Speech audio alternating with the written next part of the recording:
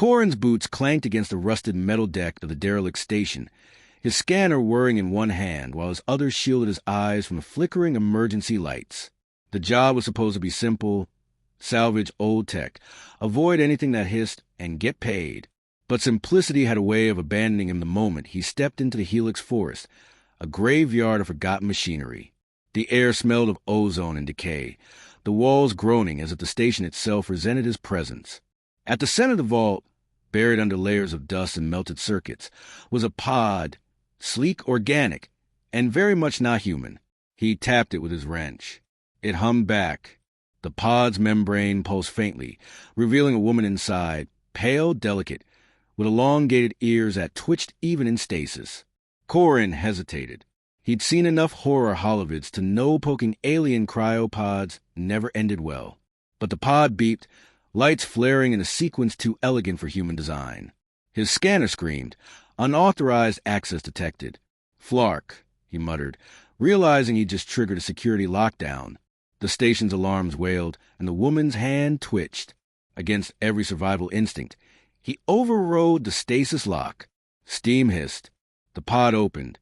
She gasped awake, iridescent eyes snapping open, pupils contracting like collapsing stars.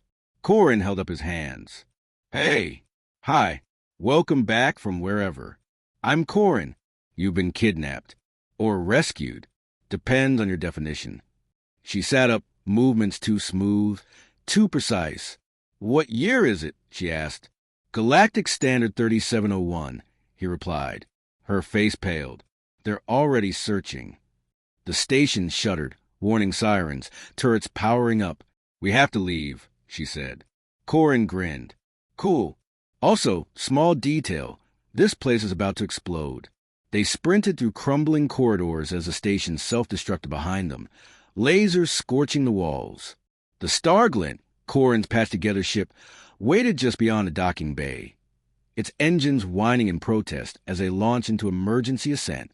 Artificial gravity lagged, sending them tumbling. She strapped into the co-pilot seat, like she'd done it 1,000 times. I'm all Ari, she said. You've just endangered every living system in this region. Corin wiped sweat from his brow. I usually start with dinner first, but I admire your honesty. The Starglint limped through the void, its hull groaning. Behind them, the station detonated in a silent bloom of fire. Allari studied the ship's failing systems with unsettling calm. You're not freaking out, Corin noted. Should I be? She asked. He gestured wildly. You woke up in a death vault, nearly got vaporized, and are now on a run in a ship held together by duct tape and bad decisions. She raised an eyebrow. I once escaped a collapsing moon by swimming through molten crystal. This is relaxing. They set course for the Shatterbelt, a region where physics took naps and occasionally wet itself. Corin figured it was the perfect hiding spot.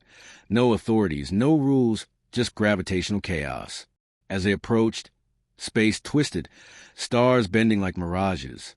The ship's sensors gave up, displaying a frowny face and the words, "Oh no." Allari gripped her seat. This place is unstable. Like my ex, Corin muttered, coaxing the thrusters. We'll fit right in. Inside the belt, time wobbled. Corin collapsed into the pilot's lounge, exhaustion dragging at him. Allari joined him later, holding 2 mugs of suspicious liquid. The beverage unit asked me riddles before dispensing this. Corin sipped, gagged. It hates us. She studied him. You joke to cope. He shrugged. Stay calm. Stay funny. Stay alive. Not always in that order. Silence stretched. Then softly, she said, I wasn't meant to leave that facility. Alari's past unraveled in fragments. Her people, the Airly, had vanished intentionally, not extinct, but hidden. They feared what we could become, she murmured. We bound ourselves from the stars.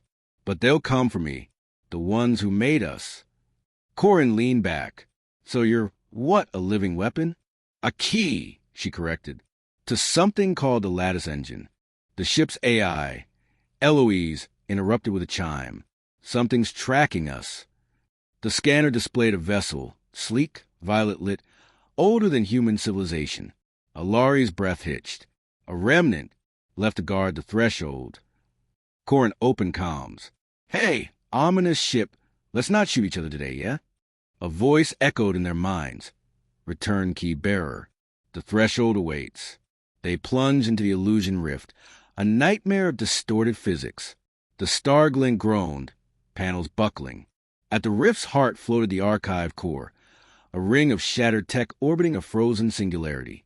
Allari stepped forward, the Marfram Vault Lysaris glowing on her skin. "I have to finish this," she said. Corin gripped her arm. "You sure?" She nodded. "I'm done running." Light swallowed her. The core whispered in voices of dead civilizations, offering a choice. Lock the threshold, stabilize the rift, but sealing it would trap her forever. Allari hesitated, then rewrote the code. The lattice engine shimmered, not as a prison, but as balance. The remnant ship faded. The rift stilled. Back aboard the Starglint, Corin exhaled. "So, where now?" Allari smiled. "Anywhere." For the first time, she believed it. The Starglint drifted through uncharted space, its engines humming contentedly for once. Corin leaned back in the pilot's chair, feet propped on the console, watching stars streak by in the view screen.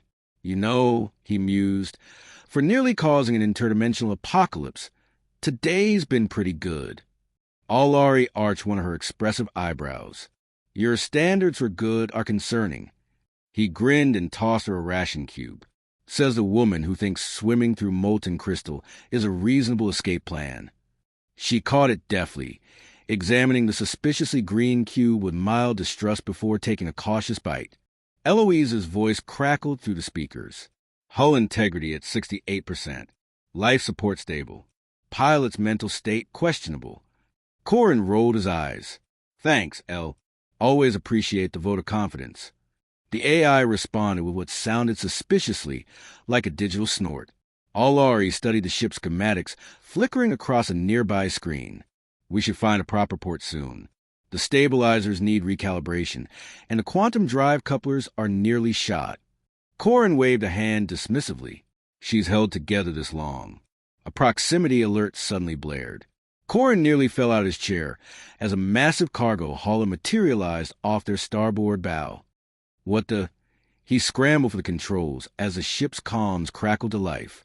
"Unidentified vessel. This is the Iron Minnock. You're drifting into the shipping lane." Alari's fingers flew over the navigation console, plotting an evasive course. Corin slapped the comm button. Yeah, we see you. Just, admiring the view." There was a pause before the gruff voice returned. "Admire it somewhere else, kid." As the hauler lumbered away, Corin slumped back. "Well, that was embarrassing."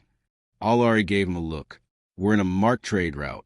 "Which means—" "We're back in civilized space," Corin finished, grimacing.